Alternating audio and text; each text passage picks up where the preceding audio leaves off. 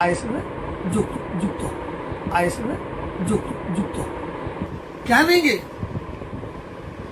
প্রত্যেকটা প্রধানকে 3 লাখ 4 লাখ 3 লাখ 4 লাখ টাকা প্রতি মাসে তুলে এমএলএ কে দিতে হবে, সরকারকে দিতে হবে প্রতি মাসে।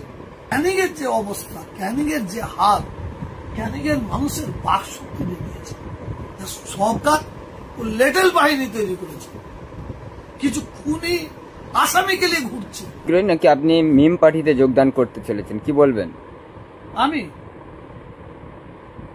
যেদিন আমাকে পাগলা কুত্তা কামড়াবে সেই দিন দেখবেন MIM party, Trinamool, CPM, Congress, ISF যুক্ত।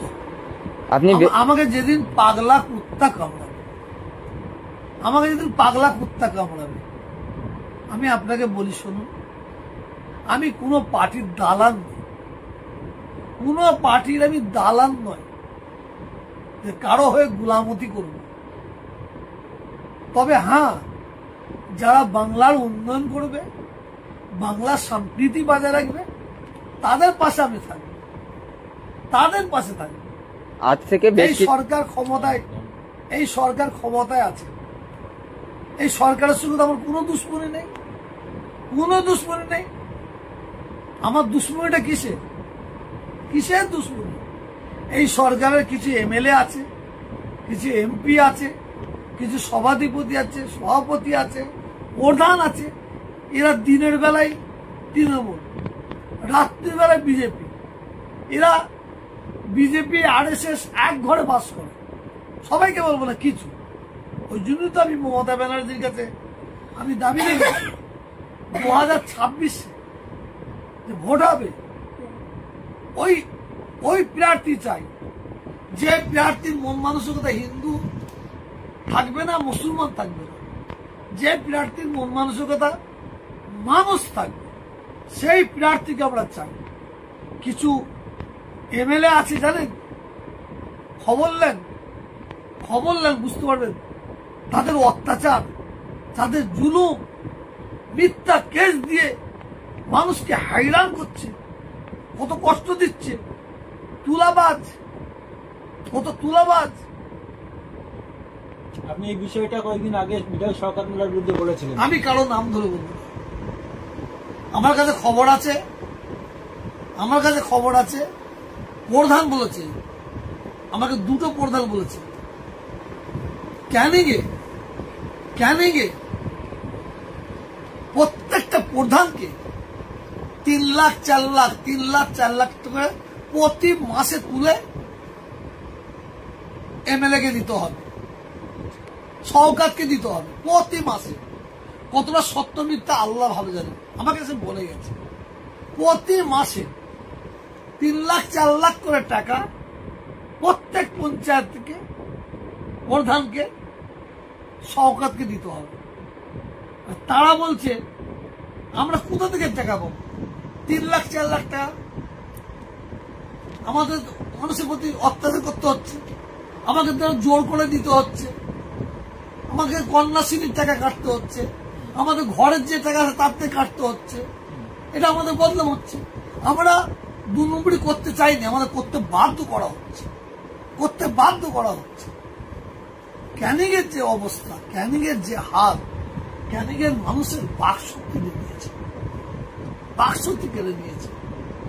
ক্যানিংয়ের মানুষ ভয়ঙ্কর, পুরো বারুদ হয়ে আছে। সামনে 26-এ কি শওকত মোল্লা আজকে বড় বড় কথা বলছে। বিশ্বাস করুন, শওকত মোল্লা যদি সিকিউরিটি ছেড়ে দেয়, ও বেঁচে আছে, আল্লাহ বাঁচিয়ে রেখেছেন, সিকিউরিটি যদি ছেড়ে দেয় ওকে টানা ছিঁড়া করে ফেলবে। ওকে ভাঙড়ের মানুষ, ক্যানিংয়ের মানুষ টানা ছিঁড়া করে ফেলবে। কারণ এত মানুষ ভয়ঙ্কর ভাবে মানে একদম বারুদের বসে আছে, এত অত্যাচার, এত জুলুম। আর দেখবেন কিছু মানুষ ওর হয়ে কথা বলছে, এখন দেখবেন খুব ভালোভাবে বিবৃতি দিচ্ছে। ওরা হচ্ছে সেই একরকম জন্তু দেখেছে, সে চাবি দিয়ে ছেড়ে দিলে পুম করে ওসব চাবি দেওয়া মাল, চাবি দেওয়া মাল। আপনি দেখবেন চাবি দেওয়া মালগুলো অনেক কথা বলবে। ও বেচারারা না বলতেও চাইলে, ও বেচারারা বলতে চাইছে না, না বলতেও চাইলে ওদের বলতে হবে, তা নাহলে ওরাও বিপদে পড়বে, ওরাও বিপদে পড়বে। সামনে তো 26 নির্বাচন, তাহলে কি পাগল হতে পারে এই শওকত মোল্লার বিধানসভায়? আমি যেটা জানি মানে ভাঙড়ে আর ক্যানিংয়ে মানুষ টিএমসির এখন মানে বিক্ষুব্ধ নেই। টিএমসি মমতা ব্যানার্জির প্রতি তাদের কোনো ক্ষোভ নেই, অভিষেকের প্রতি কোনো ক্ষোভ নেই, কোনো ক্ষোভ নেই। যা ক্ষোভ শওকতের, যা ক্ষোভ শওকতের। শওকত ও লেটেল বাহিনী তৈরি করেছে, কিছু খুনি আসামিকে নিয়ে ঘুরছে, খুনি আসামিকে নিয়ে ঘুরছে। সেটা ভাঙড়ের মানুষ বলছে, আমি বলছি না, ক্যানিংয়ের মানুষ বলছে। শওকত মোল্লাকে যদি ভাঙড়ে আর ক্যানিংয়ে যদি ওকে দেওয়া হয়, তবে আমার মনে হয় মমতা ব্যানার্জি ওই দুটো। হে বস, রিসেন্টলি যে গতকালকের আপডেট লেটেস্ট নিউজ বা সংবাদ, তো সেটা হচ্ছে যে তোহা সিদ্দিকী বলছেন যে শওকত মোল্লার যেখানকার তিনি MLA, সেখানকার যে ক্যানিং, সেখান থেকে প্রতি মাসে মাসে প্রধানের কাছ থেকে বা প্রধানদের 3-4 লাখ টাকা করে দিতে হয় MLA-কে, বলছেন তোহা সিদ্দিকী। আপনারা তো দেখলেন ভিডিওটা, তো আপনাদের সামনে এই তথ্যটা উপস্থাপন করা হলো। তো এই যুক্তিটা বা এই স্টেটমেন্টটা কতটা সত্যতা, তো সেটা যাচাই বা জাস্টিফাই বা বিচার বা নির্ধারণ করা কিন্তু আপনাদের দায়িত্ব ও কর্তব্য। তো ভিডিওটা হচ্ছে আপনারা সবাই মানে দেখলেন তোহা সিদ্দিকী কি বলছেন, কি স্টেটমেন্ট, কি সংজ্ঞা, কি কথাবার্তা তিনি বলেছেন সোশ্যাল মিডিয়ায় শওকত মোল্লার মানুষটাকে ইঙ্গিত করে। তো এই কথাটা কতটা যুক্তিসম্পন্ন সেটা কিন্তু নির্ধারণ বা বিচার করা আপনাদের দায়িত্ব। তাই আপনারা কিন্তু নিশ্চয়ই এই ভিডিওর কমেন্ট বক্সে কিন্তু একটা আপনাদের মূল্যবান মতবাদ কিন্তু দিয়ে যান। আর হ্যাঁ, একটা কথাই বলতে চাই যে প্রত্যেক মানুষের কিছু না কিছু একটা ভালো দিক থাকে, আবার প্রত্যেক মানুষের একটা না একটা খারাপ দিক থাকে হয়তো। তবে কি সত্যিই যারা সমাজের পক্ষে ভালো মানুষ, তাদের মন মানসিকতা এবং মানবতা সত্যি খুবই সুন্দর হয়। মানুষের ভাষা জ্ঞান বা মানে কথাবার্তা বা মানুষের মানে আচরণ ইত্যাদি কিন্তু থেকে আমরা একটা নির্ধারণ করতে পারি সে মানুষটা কেমন বা সে মানুষটা কেমন মনের, এবং তাদের কাজকর্ম দেখে আমরা কিন্তু পরিচয় পেতে পারি যে মানুষটা কেমন। তো 2026-এ যেহেতু ভোট আসছে, প্রচুর কিন্তু সংবাদ বা তথ্য ও ইনফরমেশন কিন্তু সোশ্যাল মিডিয়ায় আপডেট হবে বা আমরা পাবো। তবে একটা কথাই বলতে চাই, যে কোনো তথ্য, যে কোনো সংবাদ, যে কোনো ভিডিও আমরা ইউটিউবার হিসাবে আপনাদের সামনে আমরা উপস্থাপন ও বাস্তবায়ন করব। আর সেটাকে হচ্ছে আপনারাই কিন্তু সেটাকে জাস্টিফাই বা বিচার বা নির্ধারণ করা আপনাদের কিন্তু দায়িত্ব।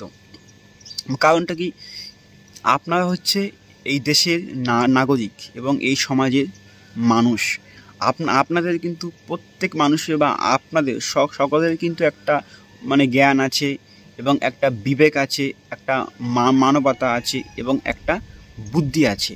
তো আপনারা নিশ্চয়ই যে কোনো বিষয়টাকে কিন্তু আপনারা এক্সপ্লেন বা ব্যাখ্যা করে যে এটা ঠিক এটা ভুল সেটা কিন্তু আপনাদেরই দায়িত্ব। তো বস, আপনারা কিন্তু নিশ্চয়ই আপনাদের মূল্যবান মতবাদটি কিন্তু জাস্ট কমেন্ট বক্সে দিন যে তোহা সিদ্দিকী কী বলছেন, তিনি সত্যি কি তাই বা না কি বিষয়। ঠিক আছে, আপনাদের কিন্তু মূল্যবান মতবাদ কিন্তু কমেন্ট বক্সের দিকে যাবেন।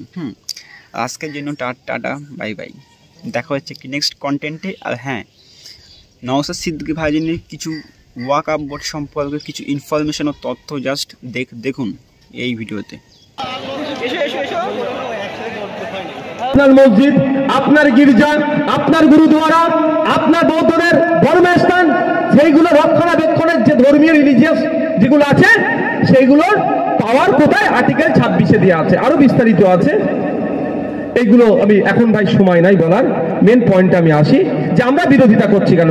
দুটো পয়েন্ট বললাম, এইবার বিরোধিতা করার কারণ হচ্ছে ইন্ডিয়ান লিমিটেশন অ্যাক্ট 1963 আইনে বলা আছে এই যে এইটা কার নিজস্ব কারো সম্পত্তি, তো এই সম্পত্তির দ্বারে যদি কেউ 12 বছর ধরে একটা কুড়ে ঘর হোক যাই হোক করে বসে যায় না, এ কিন্তু মালিক ওকে তুলতে পারবে না, আর সাব জুডিস ম্যাটার হয়ে যাবে, কোর্ট কিন্তু ওর পক্ষে রায় দিয়ে দেবে, ওকে সত্তার মালিক বানিয়ে দেবে। এটা কিসের ভিত্তিতে? ইন্ডিয়ান এভিডেন্স অ্যাক্ট 1963 এর কিছু প্রভিশন আছে সেটার ভিত্তিতে। কিন্তু এই 2025 সালে ওয়াকফ সংশোধনী আইনের হওয়ার আগে পর্যন্ত ওয়াকফ সম্পত্তিতে 12 বছর কেন 22 বছর কেউ বসে থাকলে সেটা তুলতে পারতো না, সেটা সত্তার মালিক হতে পারতো না। ক্লেম করলো, কোর্ট ওর পক্ষে কথা বলবে না, এই আইন ছিল। কিন্তু মোদি উপকার করলো আপনার অপকার করলো ভাই বলুন? মোদি আইন করে দিল কি, কেউ যদি এই জায়গা দখল করে রাখে, হয়তো এখন উদ্ধার করতে পারছেন না, মামলা চলছে, চেষ্টা করছেন বোঝাবার মৌখিকভাবে, দীর্ঘকাল হয়ে গেছে। যে নতুন আইন করেছে এই আইনের ভিত্তিতে আর আপনি তুলতে পারবেন না। এটা আপনার লাভ হলো না লস হলো? বলুন, লস হয়েছে। তো এই হচ্ছে আইনের আমরা বিরোধিতা করছি। এবার প্রশ্ন এখানে আমার আসবে, কেন আবার বিরোধিতা করছি? আর্টিকেল 14-এ কি বলছে? সমঅধিকারের কথা বলছে। আর্টিকেল 15-এ কি বলছে? যার ধর্ম লিঙ্গ কাউকে পৃথকভাবে দেখা যাবে না। মুসলিমদের ধর্মীয় সম্পত্তিতে লিমিটেশন অ্যাক্ট প্রযোজ্য ছিল না, আপনি সেটা তুলে দিলেন। খ্রিস্টানদের ধর্মীয় সম্পত্তিতে লিমিটেশন অ্যাক্ট প্রযোজ্য নয়, এটা এখনো আছে। হিন্দু ভাইদের ধর্মীয় সম্পত্তিতে 12 বছর কেন 22 বছর 2200 বছর কেউ যদি থাকে সেটা সে দখল নিতে পারবে না, আইনটা এখনো আছে। যে কোনো ধর্মের মানুষের ধর্মীয় সম্পত্তিতে 22 বছর থাকলেও সেটা সত্তার মালিক হতে পারবে না, এই আইন আছে। শুধুমাত্র মুসলমানদেরটা সরিয়ে দিল, এর জন্য আমরা বিরোধিতা করছি। মুসলমানদের সরিয়ে যদি না রেখে দিয়ে যদি খ্রিস্টানদেরটা সরিয়ে দিত তারও আমরা বিরোধিতা করতাম ভাই। যদি পার্সিদেরটা সরিয়ে দিত, বাকি সব রেখেছে, পার্সিদেরটা সরিয়ে দিয়েছে, তারও আমরা বিরোধিতা করতাম। এটা শুধুমাত্র মুসলমানদের উপর আঘাত দিল না, সংবিধানের 15 নম্বর আর্টিকেলের উপর আঘাত দিল। তাই আমাদের লড়াই সংবিধান বাঁচানোর লড়াই। মুসলমানদের সম্পত্তি কেড়ে নিচ্ছে, সব থেকে বড় কথা হচ্ছে সংবিধানের আর্টিকেলের উপর আক্রমণ হচ্ছে। এই সংবিধান আনার জন্য, এই দেশ স্বাধীন দেশ করার জন্য আপনার আমার পূর্বপুরুষেরা জীবন উৎসর্গ করেছে। প্রায় 200 বছর ধরে ব্রিটিশদের বিরুদ্ধে লড়াই করলো, যে সংবিধান পেলাম, যে গণতন্ত্র পেলাম, ধর্মীয় স্বাধীনতা পেলাম, আজকে বিজেপি সরকার এসে সেইগুলোকে নেওয়ার চেষ্টা করছে। এর বিরুদ্ধে আমাদের লড়াই। শুধুমাত্র মুসলমানদের সমস্যা এরকম ব্যাপার নয়, এটা সংবিধানের উপর আক্রমণ। এবার এটা কেন করছে? মোদির বন্ধুদের নজর পড়েছে কলকাতার দামি জায়গাটাতে। কলকাতার যে ফাঁকা দামি জায়গাগুলো আছে তার 5টার মধ্যে 3টে হচ্ছে ওয়াকফ সম্পত্তি। মোদির বন্ধুর নজর পড়েছে দিল্লির দামি জায়গাগুলো, ফাঁকা জায়গাগুলোতে। দিল্লির যে ফাঁকা দামি জায়গাগুলো আছে বা কবরস্থানগুলো আছে, তার যেগুলো দামি জায়গার মধ্যে কিছু কবরস্থান আছে, আর কিছু কবরস্থান ছাড়াও দামি জায়গা 5টা থাকলে 2টো হচ্ছে ওয়াকফের। গুজরাট, সারা ভারতবর্ষের যে কটা বড় বড় শহর আছে সেই বড় বড় শহরের কবরস্থান আছে, তাই না? আর কবরস্থান দেখবেন ওয়াকফ সম্পত্তি, ওইগুলোতে এরা ফাঁকা জায়গা দেখতে পাচ্ছে, ওদের নজরে পড়েছে কাদের? মোদির বন্ধুর নজরে পড়েছে। তাই বন্ধুকে গিফট করতে হবে, বন্ধুকে তুলে দেওয়ার জন্য আপনার আমার পাড়াতে হিন্দু মুসলমান লাগিয়ে দিয়ে, লড়াই বাঁধিয়ে দিয়ে এমন আইন তৈরি করে বলবে দেখ মুসলমানদেরকে জব্দ করে দিচ্ছি, কিন্তু জব্দ করার পরে সম্পত্তিটা কি আমার হিন্দু ভাইকে দেবে নাকি? গরিব হিন্দুকেও দেবে না, কাকে দেবে? মোদির বন্ধুকে দেবে।